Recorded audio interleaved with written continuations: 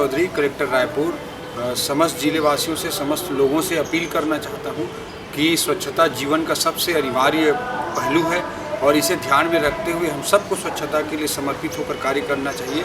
इससे निश्चित रूप से जीवन में सुधार आएगा, स्वास्थ्य के इंडिकेटर्स में सुधार आएगा और ओवरऑल हमारे देश के विकास को एक नई गति मिलेगी।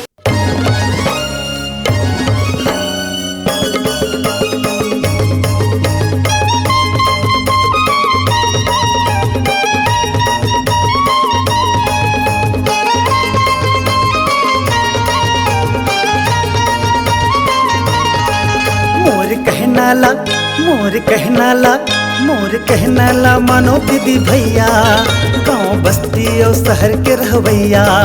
मोर कहनाला मानो दीदी भैया, गाँव बस्ती और शहर के रहवैया। सूखा कचरा के डब्बा नीला, हरियर डब्बा में डालबो गीला। सूखा कचरा के डब्बा नीला, हरियर डब्बा में डालबो गीला। मोर कहनाला मानो दीदी भैया, गाँव बस्ती और शहर के रहवैया। मोर कहनाला मानो दीदी भैया, गाँव बस्ती और शहर के रहवैया।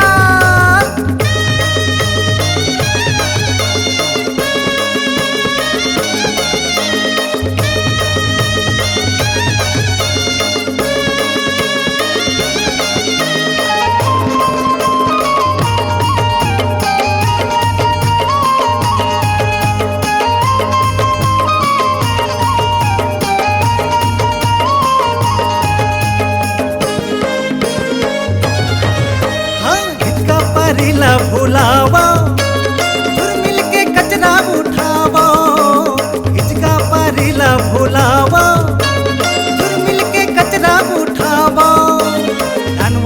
लानवो दीदी डब्बा में डारबो, लानवो दीदी डब्बा में डारबो। हिचका पारीला भुलावा फिर मिल के कचरा उठावा, हिचका पारीला भुलावा फिर मिल के कचरा उठावा। मोर कहनाला मानो दीदी भैया, गाँव बस्ती और शहर के रहवैया। मोर कहनाला मानो दीदी भैया, गाँव बस्ती और शहर के रहवैया।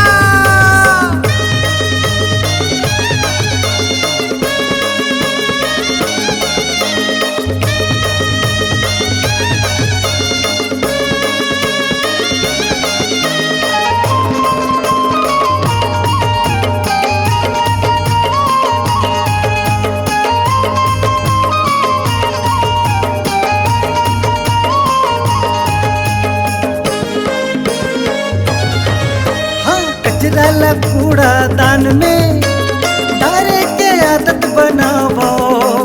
कचरा कूड़ा दान में डारे के आदत बनावो।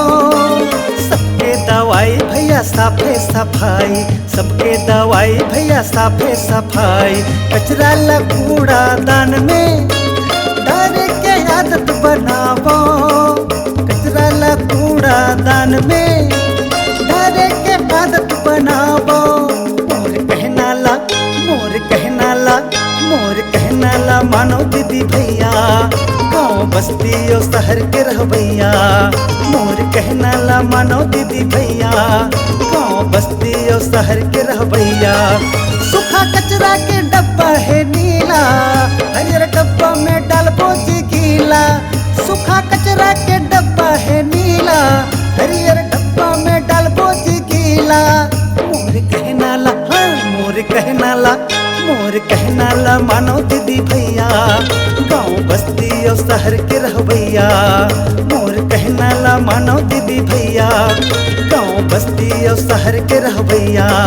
मोर कहनाला मानो दीदी भैया, गाँव बस्ती और शहर के रहवैया। मोर कहनाला मानो दीदी भैया, गाँव बस्ती और शहर के रहवैया।